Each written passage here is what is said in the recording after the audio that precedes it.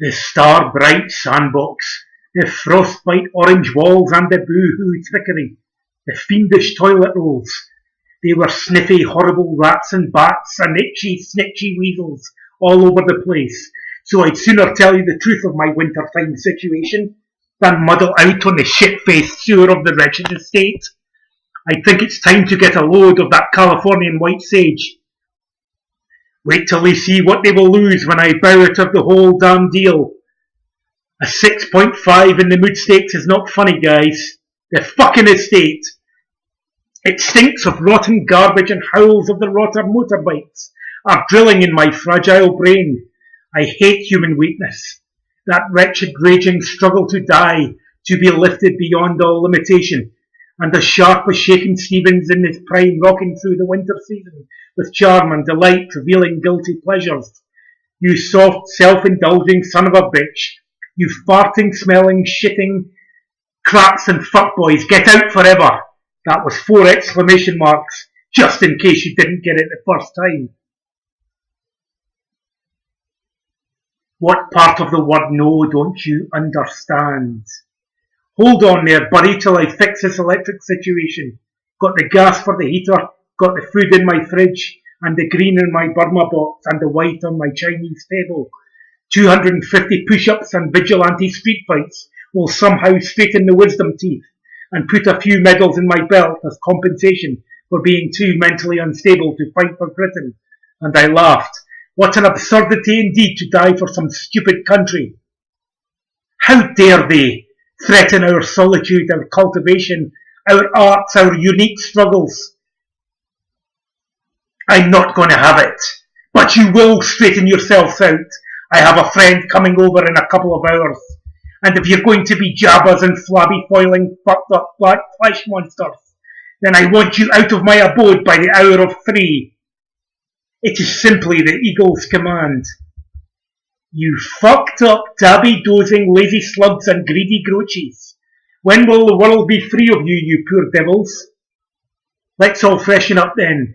I thought of my dwindling wardrobe and sacrifices, dreading the red and black freezing cold nights without cannabis, and family-phobia, and wondered if I was a psychopath. The thought of becoming fat and old appalled me beyond measure, and I even pondered on fasting and asceticism, and knew I could barely stomach it. But I had to some considerable degree done it for many years, but quite a while ago now. And what was wrong when millions might have secretly longed for a life such as my own? But I could find no measure of happiness anywhere. This was not true no more than it could be happening. I was ostensibly unable to fulfill my innermost predilections, despite my enormous appetites, was struggling under my own weight, which had ballooned and was now getting embarrassing. How was it that a man that had known such joy and well-being and such adventure and creativity could be just completely knocked for 7, that my life more or less felt as if I was heading for the outskirts of nowhere?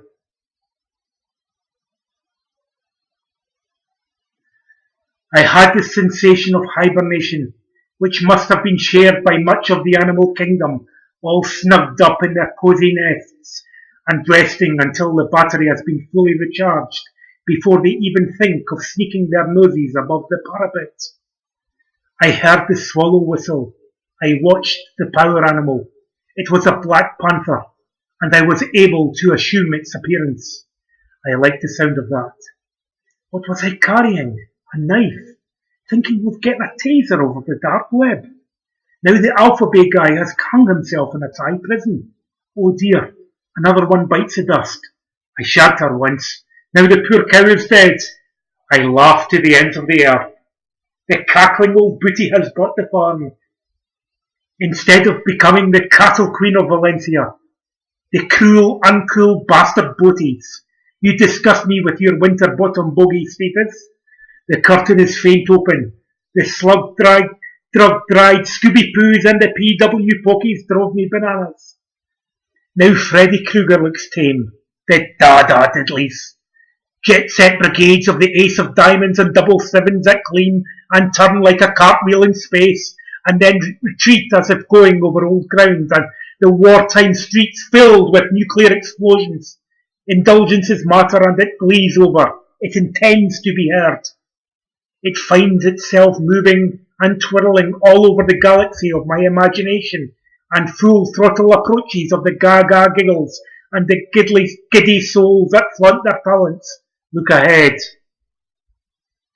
Somehow fortune has come forward in the dreams, which have lately been of jails and therapy centres. I thought that amusing too. Even the books are in disorder. There's something in the air, the soil, the ethernet. They are trying to pickle our pituitary glands, and the post-apocalyptic age of industrial horror. Can you imagine the city streets of a long nuclear winter, and the white explosion of dust in the wells, and the time machine gobbly goblins that creaked about in the auditorium? Ha! Saw you, I did. I remember Davy downstairs when he knew I'd slapped that red knight on his kitchen windowsill. From the storm grounds of Indonesia to the crack-whore dens of unwitting Wallsend, and the black dreadlocked dears with their blowjob lips and candy and super sticks. Had they conceived of a Superman soul? Had they dreamed of shining like beacons in the Astrodome instead of becoming clones and killed by satellite drones? You see, even a low-score situation can be turned into an artistic advantage, if not for the want of spelling out, because inertia is a necessary evil, even in its low-town drain of resources. The oil man came round by chance yesterday in the bonny tune. To hell with that Ludmilla and her Russian passport to Armenia predicament and her anemia. What a rotten devil. The 17 hounds of the range must have been unleashed that night, poor girl. The shame of that. The ignobility of it all. What had happened to the romantic knight and the princess in her castle? Oh dear, the shipwrecked sentimentality of a bankrupted concept is being in the unfortunate predicament of never coming up with anything new again.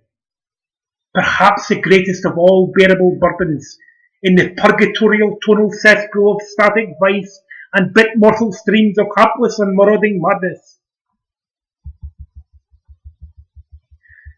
The golden tail of the 1989 abstract painting gleamed and glowed, and so did the Saturn light.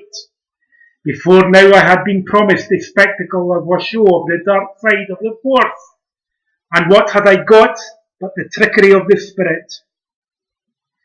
The old seers of Tolteca believed that life was spiritual warfare. Now I must read the fire from within.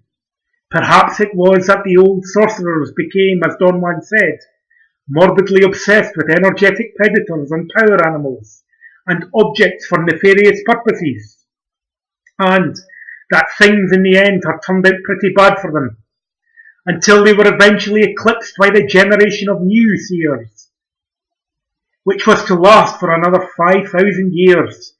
Let's not get hooked up in the numbers for now, but that they had, it would appear, tapped on dark dows, seeking power and dominion. Look at the fun people are having killing and torturing one another, and making movies 10 to the 100 per month about all manner of mayhem and horror.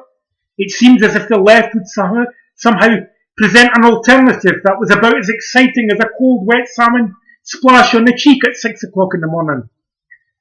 The meat locker is open and they are grinding the bones and blood of pigs and cows and lambs, and the grillicky gristle that will be in your flash pan for your glam campaign needs.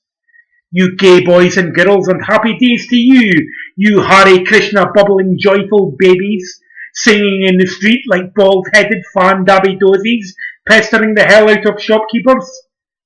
The ones who sell whiskey are the worst. They were the first ones to tell you not to ask stupid questions. Yet, get to know them as a friend, and their chips are cold, and they have a cross to bear which you will have to endure for the rest of your rough and tumbly life. Ah! Soon the 50s will come shining and rule for once more the jeering crows that have since emptied the arena and gone to seek their thrills elsewhere. You film noir loathing despairing crumbly old witchy bitches. I think I should take down that elephant and smoke my pipe on its back, and the sadhu within dreams of the wild tribes of India in their weirdo worlds, giving hash and food to a most pleasing paradise of man-gods, forgetting about women entirely. That land of Kama Sutra and strange sex cults and the magical serpents and palaces of ill repute. Those guys have preferred to lounge in caves and be with God all day long. I had to exercise in the safety of my living room. That's exercise. Because you understand the dangers of being out alone, and God forbid this sort of situation should happen. The countless confrontations, the arrests, the vendettas cast, and vigilante karma activated. How the roundhouse kick mentality had been fostered in my being by a decade and a half of bullying and being outcast. Still, the Karate Kid persecution complex had been identified with to such a degree that I could no longer pass the spiritual test of strength and resilience if I were to copper down now. I felt a breath of deep hope that could outlast a pink season. I'd better get that 5-year diary out of its retirement drawer. I can see in my mind's eye the silver pen and paper all signed up to the task and challenge, the ninja assault court of the future. This kick-ass place has already been built, running, and is now open. The science fiction may not be so fiction after all. It may just be that science hasn't experienced it as anything more than the product of fantasy, whatever that means. I thank you motherfuckers for the sucker lesson, and the tuck shop boys for being sweet. After 37 years they are out there somewhere doing their magic, and I have no winkly wickleware. I wondered if they'd cut that old tree down in the garden, or if it was still there howling in the wind like an angry demon, and in the bright kitchen that once existed, where all my birthday dreams came true, and the doppelgangers that imposed their imposterish wills on my Friday afternoons of cripply cruising in my cabin, looking like a 17-stone bazooka whale. Now the trip had deepened and the wah-wah waltzers were whirling round that masterful axis in the park, and the fudgy-wudgy wiggling willies went round the bend, and the ha-ha avenues flared up like scoundrels or green muppet monsters, boasting of their hull trips to the drip-dodling gloom of their port town, where the tarts try to fleece you for a Sheffield deal, and the crusty hotel owners and their oversensitive mates. Well, wouldn't you be dreaming of Tropicana and Hawaii, and the gorging, smiling, gleam-sheen teeth smiles of the bimbos and glambos and tambourines, and the coconut milk, and the Silk Road Special. As soon as the deed was over, I retired to my hotel room. No more room for fear to hide with its lazy, drivelling excuses and poor pussy syndrome. I will not have an ounce of compassion this time, you grimy, slimy greed slaves, you schizoid pillocks, fucktards, such-tards, pop-tarts, and heartless guards of fascism, you petty wet dream tyrants and fucked-over ghetto punk-ass bitches, and chavvy navy boy blue complainers and sick boy twisters. Okay, Joe Rogan or lunch, or both. All of our teen idols have turned into gay priders, and truffle-eating toffs have ruled the world stage for too damn long. Our friends used to joke about the extent of their bad days, and when I asked them to give me a rating, it would always be an impossible low. As if it would be unfashionable to suggest that life is otherwise. So goes my Syria day. That French fuck with the teacloth on his head like an Arab drifting colluder of ISIS.com, and the dribbling devils on their phone in the hall. Can't a man get any sleep in this hotel? The TVs blare out their soap operas till 5 a.m. The graceless will prevail in this red dusty village poodle town. Remember that fat racist lecturer? The shit they used to get away with that you get fired for now. Our teachers regularly whacked us across the face, or dragged us out by our left ear, if we were caught daydreaming or talking in class. This is not the stuff for children's parties. The shambolic condition of our Scottish schools had been just one of those 80s mistakes. It could only have happened for the sheer lesson of never repeating it. Let's not stick to childhood imagery. Whirling around the playground like an X-wing fighter may be fine for an 8-year-old. Now they got all these strange clubs and jazzy pubs devoted to their strange little fetishes. And they will be talking about the fate of Boba Fett for 1,000 years or more, as lifetime after lifetime of cinema produces more and more sequels and prequels and in-between episodes to prolong the saga endlessly into the far-seeing future. I know it sounds crazy, but in the style of things to come, one can't force anything. It must simply flow like the outburst of a boiling avalanche. I defended against the Queen's Gambit, and he said I was too slow. I guess the Syrians don't know about the tortoise. Well, this one didn't. Still I lost. Why was I secretly gloating when I was dreaming about correction facilities in a foreign country? Hadn't I learned my lesson in Mexico? The ta-ta tiddlywinkers and their rickety-crickety ways, their arse-rimming dagger dildo tongues are opening those red palaces, boys and girls? The Clooney must be full tonight of you brigadiers and generals, you cigar-smoking, destiny is doomed, boys. Walking on by was a laughing jackal. I grabbed my coffee and its vermilion ceramic paint had not yet cracked off. That glorious red mug of interval persuasion. How could a hermit be happier in his abstract realism? The fecund thrills of the sublime and the high delights of the round table. But the feast would not last forever, and the moon would wane on the burgundy pleasures of the night. Her sable and purple dress and dark chemical eyes delight. Boone would be a round thing. The crapless bishop and ditty-bitty walls of my flat were marooned in a sort of hypnotic glow, and the trance led to a spell in an agual in the hallowed hall. And if the vicious itch should drive me to orgiastic scratching until my fingers bled to the bone, and the grassy allergy that would provoke my cells into a frazzled, electric frenzied heap of former potential suddenly flipped over and cancelled. A computer died out, replaced by a new model. I took my chances that I could live so extensively, and had to examine my motives. I could bear the stench of vanity and self-love that had aggrandized man to a misguided sense of greatness, and contemplated the nature of self-importance. The dibbly twangle merchants carried on their day with a group telepathy, marketing their goods and services. They looked like Pinocchios or fake Italian cornetto sellers, fake fucking perfume and watches all over the place, and tester ladies about to be assaulted. The jingle-jangle of my impatience to get away from people today was driving me to an edge, and Judgment Day's returned ahead. I'll spell it in my own way, I said with dismay, and poured scorn upon it. I loathed them like Jawas. The machine was needing an oil and clean. Debts had to be paid. The ruined time repaired.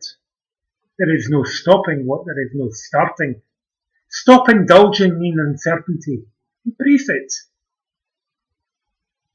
The minced bits of flesh and fat of recently slaughtered people lingered in that nightmare. This was a world where your parents fed you to starving dogs and ripped you apart in their rabid madness. Perro! Because the disease had rotted their mind to suicidal oblivion, and past that point, on the eye of a needle. Time to dispense with that dark medicine. Thank you. Now reflections. The past and the future ends right here. Presence of immediate experience felt. Stupid old bat. If she had really moved on from her grievable past, she wouldn't still be harping on about it like a drunk wench, and the hillbillies would lynch her in the Shadowlands. I need to exorcise this stuff by not bellowing like an old rhino hag with her drama and black widow poisoned ivy mouth. The dark storm forbids. I am waiting inside as the day turns to night in mid-November. I am at home again, and I will be after another episode ends. The angst could be felt beneath the torrent of tightly bound musculature over bone and held together by tensile threads, and would-be sensation of cessation of tension release 1 and 2 watts. I looked at my phone. I pictured the next painting blooming in my mind. This time it was to be centred on the master Game of Thrones, and the frostbite in my soul thawed a little. The craving. Look at the idiocy of tying bits of film together that should have been left on the cutting room floor, and the merry pranks of those now dead psychedelic superstars of the 60s. The white line on the left of my laptop screen getting many pixels wider by the dying day and the fabled boosters. It touched a chord that twanged heartfully through the piano rooms of my basement predilections. I thought about the possibility of having a roller coaster ghost train in my house. But the phantoms may still be in the attic and needing a rooftop ascension. Let them flow to their higher destinies. Free them once and for all. Go in peace. The dreaming coaster carried on its rainbow road through the highways of inner space, and the dazzling Arctic sun colour sparkled against the backdrop. The troubled hullabaloo of the day was warmed by the journey. The roosty blues were now turkeying elsewhere. Likewise I would cook tonight, or it would be the Mexican fast food, with cheesy double fries and nacho galore again, notching up a crook and cranny for this fat old fanny, and the salt acid to be felt in the itch, the vice of the gratified criminal, the smiling villain in the alley, or the one who made him smile. The rest is history. Would I continue? The garbled mess of flunked connections can be repaired. Everything can be fixed. I should be more enterprising, outspanding, standing strong. The marks on my soul will be erased. The diamond will glow, and brightly so. None shall stand divided. The wings shall shine, and there will be no more overtime, but perfect balance in all spheres. How rabid are the souls of today, hungry for fame and steeled for fortune. Their souls have become named and branded and sold on the shelves and supermarketed. Their iPhones have stolen their identities. Their faces are fixed to the screen like frozen zombies. Candy crushed and sold in flavours. Vanilla and strawberry, pineapple and tutti frutti. Kaz is 1 hour late. Not like her. I feel a twinge of concern, but otherwise I'm buttered like an oatcake. Soon to be coming, of all the pickled finches, she could be in hyperspace instead of a traffic jam. Of all the tonal tibbledy-winks,